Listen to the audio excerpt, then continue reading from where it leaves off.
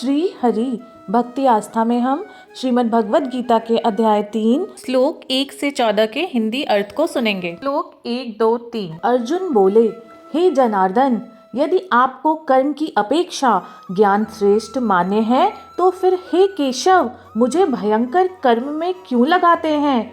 आप मिले हुए से वचनों से मेरी बुद्धि को मानो मोहित कर रहे हैं। इसीलिए उस एक बात को निश्चित करके कहिए जिससे मैं कल्याण को प्राप्त हो जाऊं।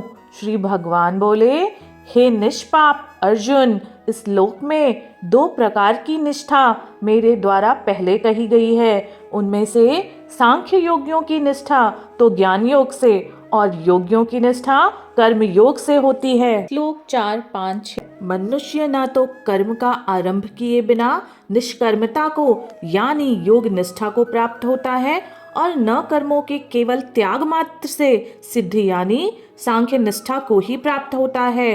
निसंदेह कोई भी मनुष्य किसी भी काल में क्षण मात्र भी बिना कर्म किए नहीं रहता, क्योंकि सारा मनुष्य समुदाय प्रकृति जनित गुणों द्वारा परवश हुआ कर्म करने के लिए बाध्य किया जाता है। जो बूढ़ बुद्धि मनुष्य समस्त इंद्रियों को हठपूर्वक ऊपर से रोककर मन से उन इंद्रियों के विषय का चिंतन करता रहता है, वह मिथ्याचारी अर्थात दंभी कहा जाता है। श्लोक 7, 8, 9। किंतु हे अर्जुन, जो पुरुष मन से इंद्रियों को वश में करके अनासक्त हुआ समस्त इंद्रियों द्वारा कर्मयोग का आचरण करता है, वही श्रेष्ठ है। श्री भगवान बोले, हे अर्जुन, तू शास्त्र विहित कर्तव्य कर्म कर, क्योंकि कर्म न करने की अपेक्षा कर्म करना श्रेष्ठ है तथा कर्म न करने से तेरा शरीर निर्वाह भी नहीं सिद्ध होगा।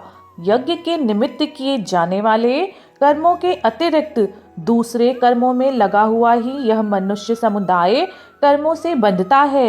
इसीलिए हे अर्जुन, तू आसक्ति से रहित होकर उस यज्ञ के निमित्त ही भली भांति कर्तव्य कर्म कर। श्लोक 10, 11, 12।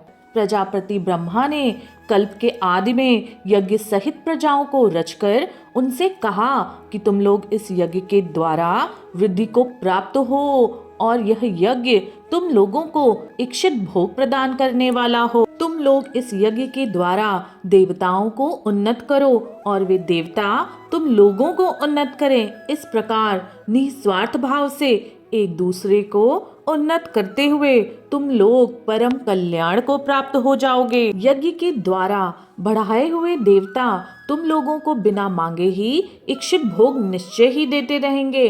इस प्रकार उन देवताओं के द्वारा दिए हुए भोगों को जो पुरुष बिना दिए स्वयं भोगता है, वह चोर ही है। श्लोक 13, 14। यज्ञ से बचे हुए अन्न को खाने वाले श्रेष्ठ पुरुष सब पापों से मुक्त हो जाते हैं, और जो पापी लोग अपना शरीर पोषण करने के लिए ही अन्न पकाते हैं, वे तो पाप को ही खाते हैं। संपूर्ण प्राणी अन्न से उत्पन्न होते हैं।